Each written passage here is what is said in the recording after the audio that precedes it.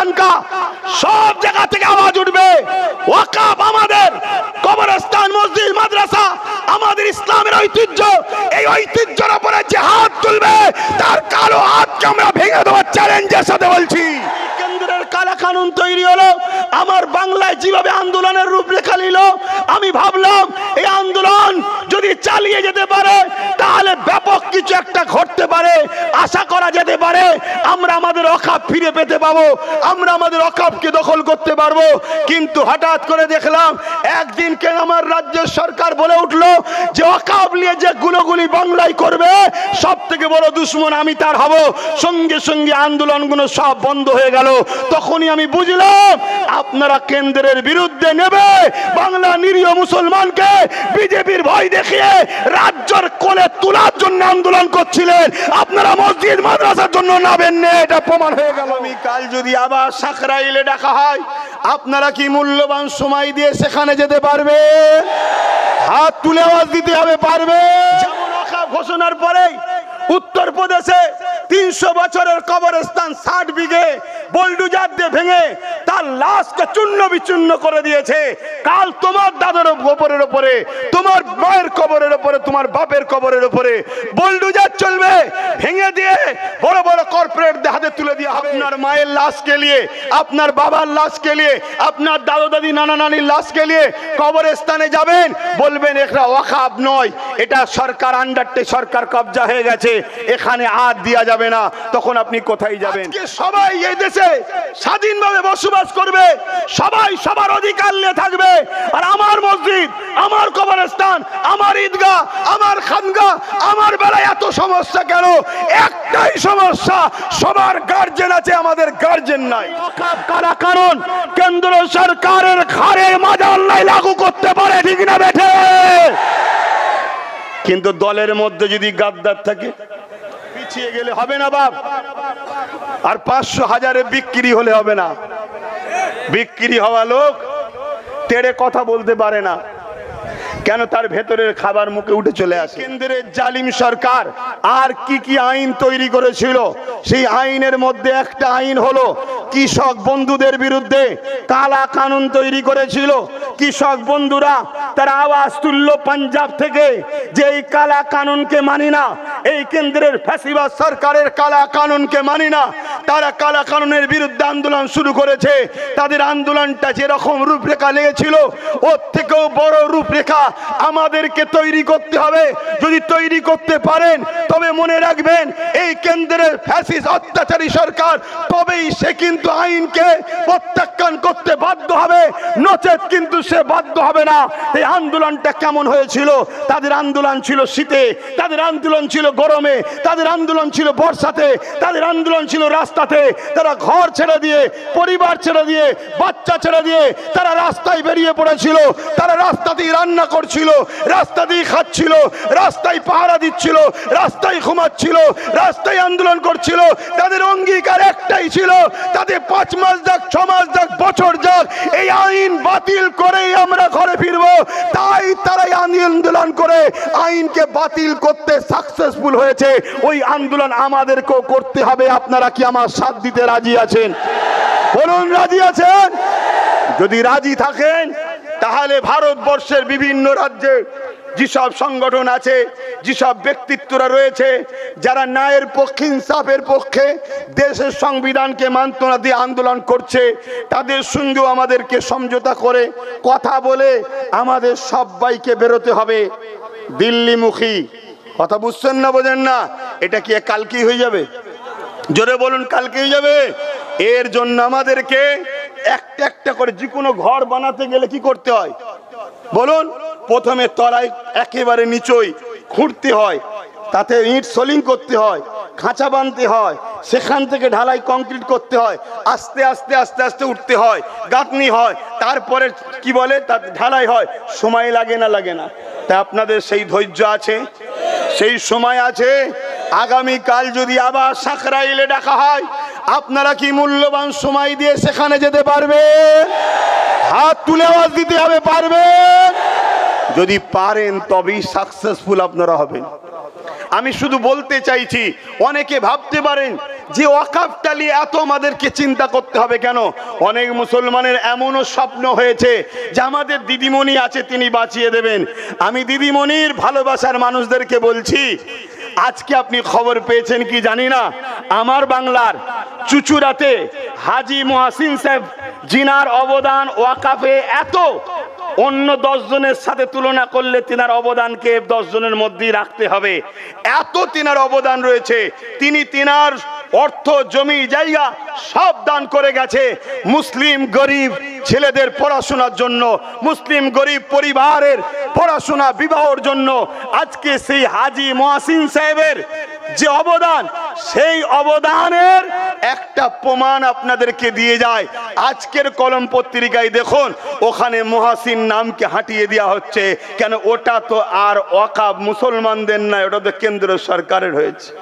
যেমন ওয়াকাফ ঘোষণার পরেই উত্তরপ্রদেশে 300 বছরের কবরস্থান 60 বিঘে বুলডোজার দিয়ে ভেঙে তার লাশকে চূর্ণ বিচূর্ণ করে দিয়েছে। কাল তোমার দাদার কবরের উপরে, তোমার মায়ের কবরের উপরে, তোমার বাপের কবরের উপরে বুলডোজার চলবে, ভেঙে দিয়ে বড় বড় কর্পোরেটদের হাতে তুলে দেওয়া হবে। সেখানে সিনেমা হল হবে, সেখানে বার হবে, নোংরা চরিত্রহীন নারীদের নিয়ে আইএসি করা হবে। এই রকম বড় বড় জিনিস তৈরি হবে তোমাদের কবরস্থান, তোমাদের মসজিদের উপরে, যেটার নমুনা আমার বাংলাতেও শুরু হয়ে গেছে। কেউ যদি মনে করো আমরা ঘুমিয়ে আছি, আমাদের দিদিমণি রয়েছে বাঁচাবে, কথা ঠিকই। কেন? উনি বলেছেন আমি যতদিন আছে ততদিন হতে দেব না। তার মানে উনি হেরে গেলে হবে, উনি হেরে গেলে হবে। উনি তো এই টোপটা দিয়েই 30% বোকা মুসলমানকে সহজে ভোটটা নিচ্ছে। এই ভোটটাই তো দিয়েছে। কাল ধরুন উনি মারা গেলেন, তাহলে কি হবে? তাহলে গেল।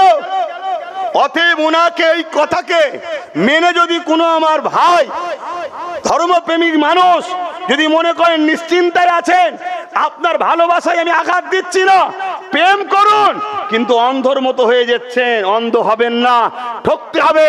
আপনার মায়ের লাশকে নিয়ে, আপনার বাবার লাশকে নিয়ে, আপনার দাদু দাদি নানা নানির লাশকে নিয়ে কবরস্থানে যাবেন, বলবেন এটা ওয়াকাফ নয়, এটা সরকার আন্ডারটে, সরকার কবজা হয়ে গেছে, এখানে হাত দেওয়া যাবে না। তখন আপনি কোথায় যাবেন? আপনি মসজিদে যাবেন, ঈদগায় যাবেন, আপনার ঈদগাতে তালা মেরে দেওয়া হবে। অলরেডি বিভিন্ন জায়গায় পড়ছে, সামনে কুরবানি আসছে, অলরেডি অনেক জায়গায় বন্ধ হয়ে যাচ্ছে, আগামী দিন আরো জায়গায় হবে। তাহলে আপনি ঈদের নামাজ পড়বেন কোথায়? সব থেকে বড় কথা হলো এটাই, আমাদের উপরে এই জুলুমটা হবে কেন? প্রশ্ন তো এই জায়গায়, আমাদের উপরে এই জুলুমটা হবে কেন? আজকে সবাই এই দেশে স্বাধীনভাবে বসবাস করবে, সবাই সবার অধিকার নিয়ে থাকবে, আর আমার মসজিদ, আমার কবরস্থান, আমার ঈদগাহ, আমার খানগাহ, আমার বেলায় এত সমস্যা কেন? একটাই সমস্যা, সবার গার্জেন আছে, আমাদের গার্জেন নাই। একটাই সমস্যা, সবার গার্জেন আছে আর আমাদের গার্জেন আমাদের দুশ্মনদের যে পা চেটে বেড়ায়, এটাই সমস্যা। আজকে বড় দুঃখের সাথে বলতে হয়, তাই এই ওয়াকাফ কালা কানুনকে বাতিল করার প্রথম রাস্তা হচ্ছে আন্দোলন করতে হবে। ওই আন্দোলন কিরকম হবে? যেভাবে কৃষক বন্ধুরা করেছে, আর কৃষক বন্ধুরা করতে সাকসেসফুল হয়েছে, কারণ এটাই কৃষক বন্ধুদের পিছনে পাঞ্জাব সরকার সাথ দিয়েছিল। তাই তাহলে রাজ্য সরকার আমাদের কি সাথ দেবে? জোরে বলুন, সাথ দেবে? তাহলে এর লাইনটাও কিন্তু কামিয়াবি হওয়ার আর এসছে কি? তাহলে কি আন্দোলন বন্ধ? জোরে বলুন না। সে যদি সাথ না দেয় তারপরও আমাদেরকে আন্দোলন করতে হবে। কেন? কৃষকরা ছিল 2-3%, আমরা তো 30%-এর উপরে রয়েছি, আর আমার অঙ্কে তো 40%।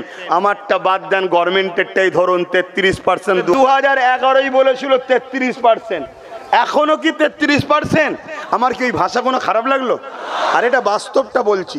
তা 33% আমরা নয়, চলো তারপরেও 33% ধরেই চলছি।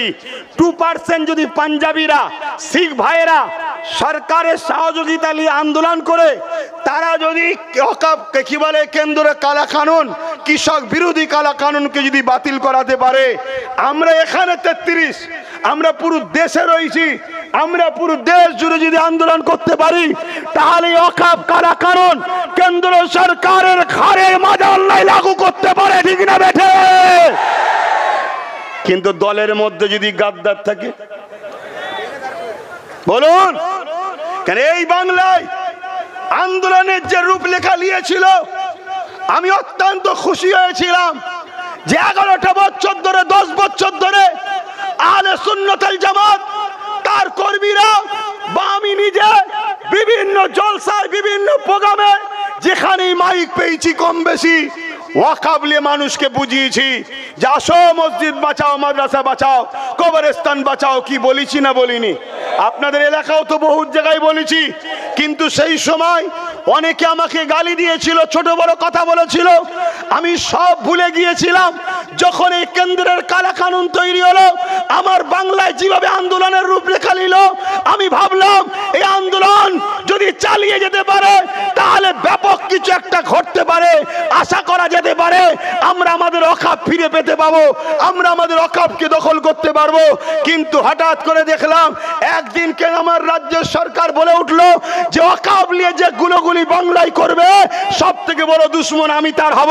সঙ্গে সঙ্গে আন্দোলনগুলো সব বন্ধ হয়ে গেল। তখনই আমি বুঝলাম আপনারা কেন্দ্রের বিরুদ্ধে নেবে বাংলা নিরীহ মুসলমানকে বিজেপির ভয় দেখিয়ে রাজ্যের কোলে তোলার জন্য আন্দোলন করছিলেন, আপনারা মসজিদ মাদ্রাসার জন্য নাবেন না, এটা প্রমাণ হয়ে গেল। যদি বলেন যে না আব্বাস সিদ্দিকী ভুল, তাহলে ভুলের প্রমাণ দেন কাল পরশু থেকেই শুরু করে দেন পুরো বাংলা জুড়ে যেমন আন্দোলন করেছিলেন। তাহলে আমি ক্ষমা চেয়ে নেবো, যে কোনো এক মজলিস থেকে ক্ষমা চাইবো যে আমি ভুল ছিলাম। কি ভাই ভুল হতে পারি?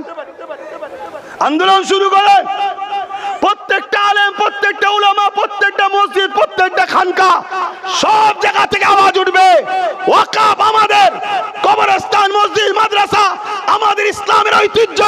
এই ঐতিহ্যের উপরে যে হাত তুলবে তার কালো হাতকে আমরা ভেঙে দেওয়ার চ্যালেঞ্জের সাথে বলছি।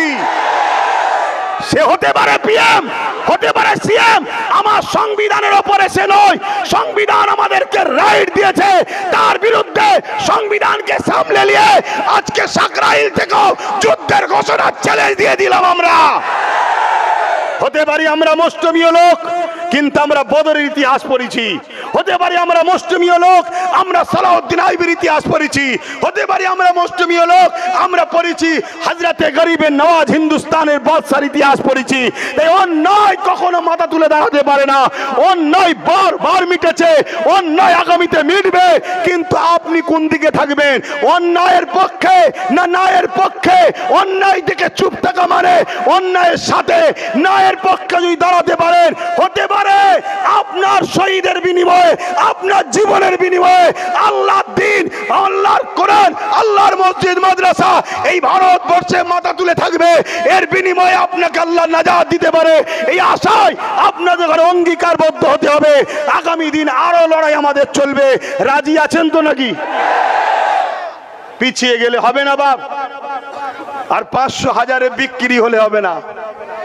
বিক্রি হওয়া লোক তেড়ে কথা বলতে পারে না, কেন? তার ভেতরের খাবার মুখে উঠে চলে আসে, আর যখনই খাবার আসে খাবার তার মনিবের কথা বলে দেয় যে তুই কার খেয়েছিস আর কার বিরুদ্ধে কথা বলছিস। আর যারা বিক্রি হওয়া লোক নয়, অধিকার নিয়েছে, মেহনত করেছে, অধিকার নিয়েছে, তারা কাউকে চেনে না। তারা চেনে ইনসাফ, তারা চেনে ইনসানিয়াত, তারা চেনে মানবতা, তারা চেনে সম্প্রীতি, তারা চেনে ভালোবাসা, তারা চেনে প্রফেট মুহাম্মদ সাল্লাল্লাহু আলাইহি ওয়াসাল্লামের দেখানো রাস্তা, তারা চেনে ভারতবর্ষের, ভারতের সংবিধান।